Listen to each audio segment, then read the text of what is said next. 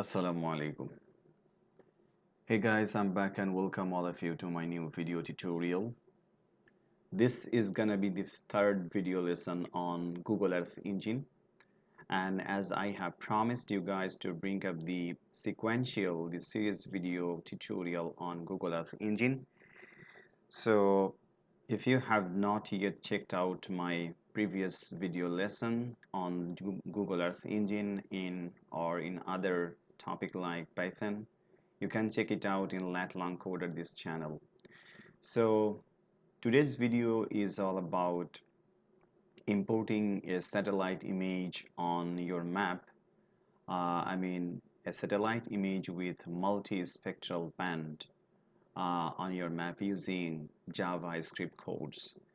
As much as I'm concerned, and as if you have remembered that till my last video tutorial, I have clarified each and everything on importing a satellite single band image on your map using JavaScript code.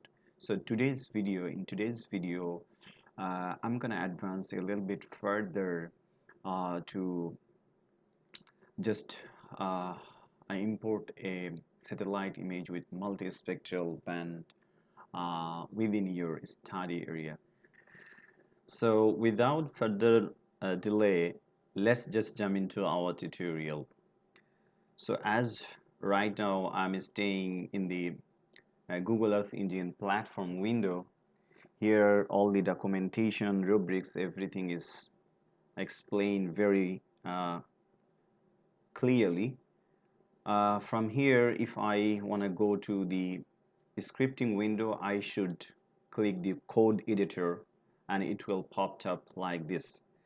So here I have to write all of my JavaScript code to execute our plan to bring out the images falling within the study area.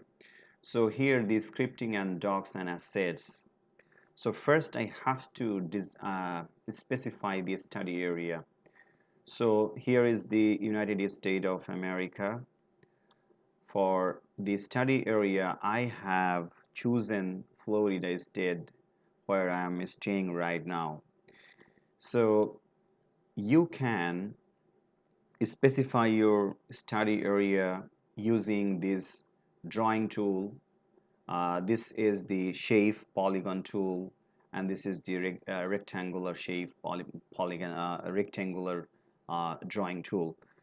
But I'm not gonna use either of them to make this video a little bit shorter, as I have already digitized manually this wonderful state called Florida, uh, so that I can use that shape file in this tutorial.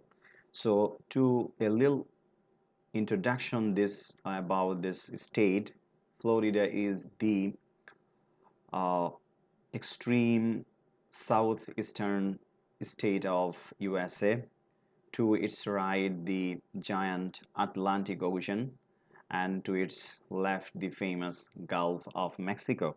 So this is all about geographical surrounding of Florida. So let's go ahead to proceed our tutorial. So where I have deposited the uh, Florida state shape file is the asset panel, like be popped up. Look, Florida shape file has been dragged successfully. One thing before starting my coding, let's just save this code so that it's not gonna lose anymore in case any interruption or inconvenience happens during our tutorial. So let's just save it, save as, and name it lesson 3 lesson 3 tutorial.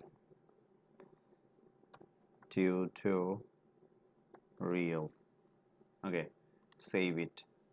And if I now go back to a scripting window, look, lesson 3 tutorial, a coding link has been added in my uh, user part. So now, as I'm intending, I'm just going to start my next step. As I'm intending to use the Landsat images, and the latest version of Landsat image is Landsat 8. So first I have to assign a variable, declare a variable. Let's call it Landsat 8 and use the equal sign. We don't need to manually write the directory, image directory. We will just search it and copy the link Landsat 8. Okay, here are a bunch of uh, Landsat imagery. We are looking for something called Landsat 8 uh, top of the atmosphere version. So let's look for a little bit further. Reflectance, surface reflectance, top of. Let's just pick this one. Collection 1, tier 1, top of the atmospheric reflectance. Let's go inside and copy the directory, image directory. Just copy it and close, come back and paste the variable we have earlier created, var Landsat 8. So successfully we have linked the image directory to our code, and these images are imagery are deposited in Google Earth Engine depository. We just linked or connected. Now the further step is to specify or to filter out the area of interest, Florida, where the image will be displayed. If we display this image right now, it's gonna cover the whole world, and to upload to get loaded this image, it's gonna be messy and time consuming, and the most importantly, we no longer to have all those images. We are only concerned about Florida's images, and that's our study area. So to specify the image to fall within our study area, we have to declare some more methods under this EE function. The first method we are going to use is called filter bounds. So a method is followed by a dot. Let's just type filter bounds. Bear in mind that the way I'm writing this method, it should be written, because we have to write each function or method the way it is exactly written in the Google Earth Engine. If any exception happens from your side or from our side, it's not gonna be appearing. So be very careful about writing the case of the letter. Very case sensitive. So in this case, we are going to filter our study area, and that is nothing but the Florida. Okay, so copy this one and paste it. Okay, so we are done. It means that filter bound the image first call upon the whole world's image. Then out of the whole world image, this function is specifying that uh, only Florida's image should be kept up, nothing else. And apart from Florida's, excluding Florida image, all image should be discarded. We are only concerned about Florida image. Okay. Now, second thing that we have specified the area. Now we were gonna specify the time bound. Starting time and ending time. Between these, we are going to import the image. For that, we have to call upon another method called filter date. Okay, so filter date, between filter date we have to set some parameters, the starting time and the ending time, and the format start with the year first. Let's randomly select a year 2015 and month 09, let's say, and day 20, and it should be enclosed within with and with a single inverted comma and separated by a comma, and is starting the ending date, let's say 2021, followed by the month, let's say 1, and day, let's say 29. Okay, randomly I'm selecting, close the first bracket. So here, let's briefly explain. Filter date is a function which will exclude all the images out of these years between.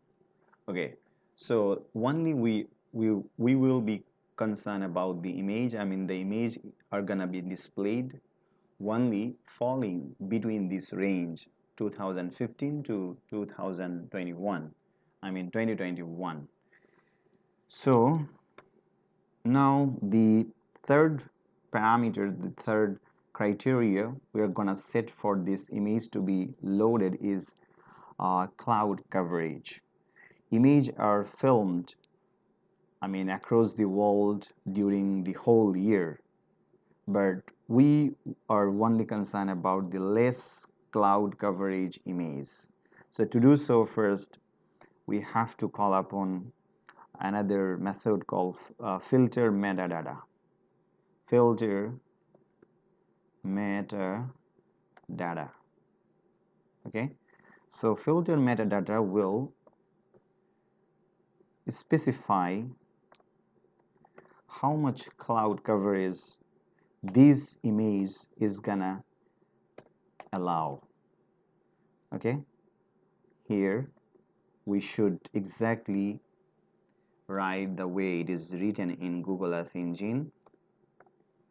Cloud cover, we are considering image to be uploaded with cloud coverage less than 1, let's say. So less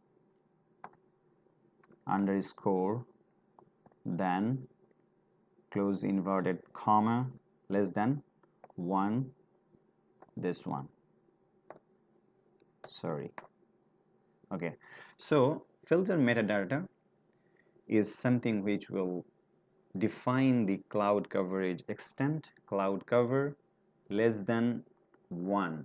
So this way we have to write it, bear in mind. The next thing is that we can use optionally a function called mean or median. It's not mandatory. I'm just using mean function here to upload or load, sorry, to load the images only fall within the mean category. You can also use median category image. The last thing that is very, very important, which is cleave function we have to use. Cleave function is going to clearly, utterly specify the image to be uploaded only within our study area, Florida. So if you are familiar with the arc maps clip tool, the same function here, but we are going to only use, I mean, JavaScript, nothing else. So Florida. Here we are going to clip Florida extent image from among the whole world image. Okay, so clip Florida. We are almost done. We are just left behind with one more function called map.addLayer, which is a displaying function. Add layer. Okay, map.addLayer. If you are confused what sort of parameters you should put inside this function, you will just click Control space. It will be populated with the suggested parameters, and having seen that, you will have some ideas what sort of parameters should be uh, inserted, like EE object, the first parameter, and followed by the visualization parameters and name, and these are the optional, but we are mainly concerned about the EE object visualization parameters. So EE object, in case of our code, it should be our image. Our image is the only image that falls within the Florida state. It's nothing but this one, L8. And visualization parameter, it defines which band you are considering to be attached with the image and displayed. So as we are considering true color combination image, that's why we will use here band combination RGB. So the first parameter that we need to insert is L8, this one, the only variable, and followed by image visualization parameters. You can separately use an image visualization parameters and then call upon the variable, but here, to make this tutorial short, I'm gonna use, you should start a second bracket. Okay, so here, to make this tutorial a little bit shorter, I just want to use bands combination. So for this case, we have to use a third bracket. Okay, so before that, you have to be confident. You have to be familiarized how the band combination has been written in Google Earth Engine. So to do so, let's just go here and go to the band and look the band tables. We have to pick the number, the name associated with the description, like blue, green, or red color, exactly how it is written. Like the name is B4, B3, B2. As we are considering two color images, so our B4 is assigned, for red color, and band 3, B3 is assigned for green, and so is B2 is for blue. So sometimes it's written in BR2, BR3, BR, something like that. But in this case, it's straightforward, they just use. So that's why I'm just drawing your attention to be more careful about the name, how it is written. We should follow exactly how they are displayed in this band table. So let's just close it, and this here. So the first band is B4, which is red, representing red, B4 capitalized and should be enclosed with inverted comma, followed by the B3 is started B3 followed by B2. Okay, this is how you can specify the bands combination. You should close the third bracket here. Okay, and also you should close this second bracket as you started from here. One more thing, we will just add a comment, nothing else, which is true, sorry,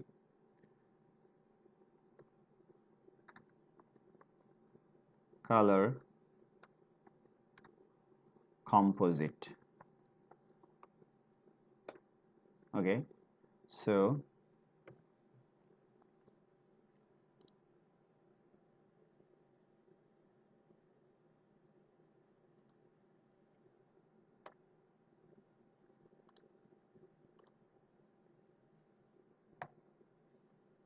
show color composite.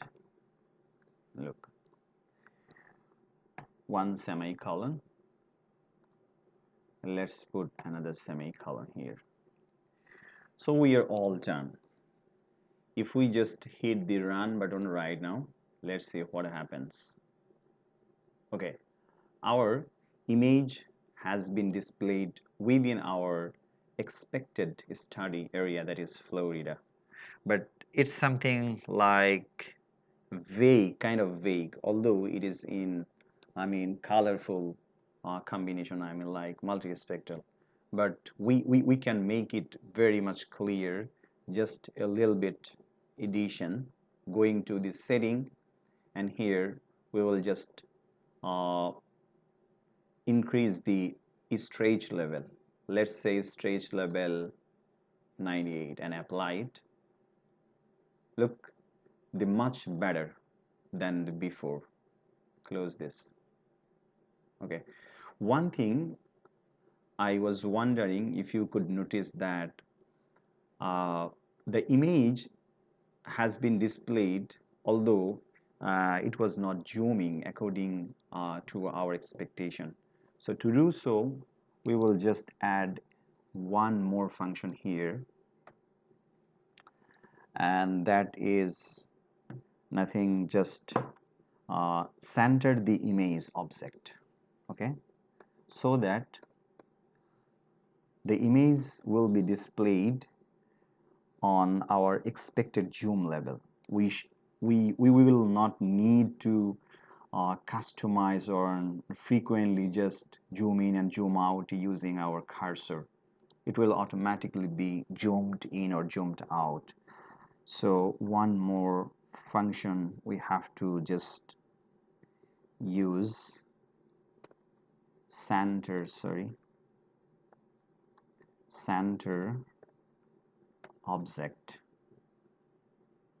Okay, and here what we are going to zoom in and zoom out is nothing but the Florida. Okay, these variable. So copy this one. Okay, put a comma. We are planning to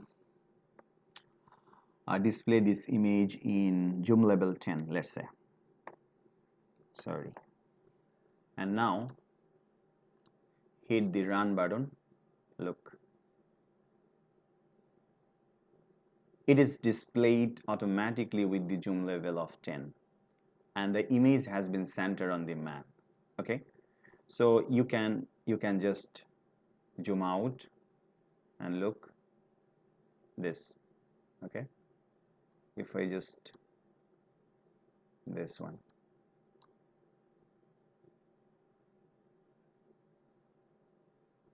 you can. Okay, so if I just zoom level decrease a little bit, let's say 8,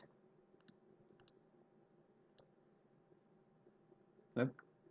Okay, so this is how we can export, we can load a multi-spectral images on the map using JavaScript code. So here we can play around with the like trace level 100%, let's say, and apply it. Look, it's much better right now, and the image visibility is more clear than before.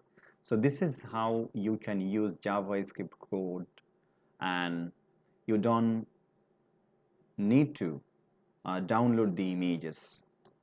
Okay, and that takes more time, a very time consuming and cumbersome, tedious. So here comes Google Earth Engine as a handy platform, you can use it. What you need to is just you have to be efficient, a little bit efficient about JavaScript coding. So that's all for the time being. In my next video, I will show you how to export these images into your own directories or creating any links for later uses.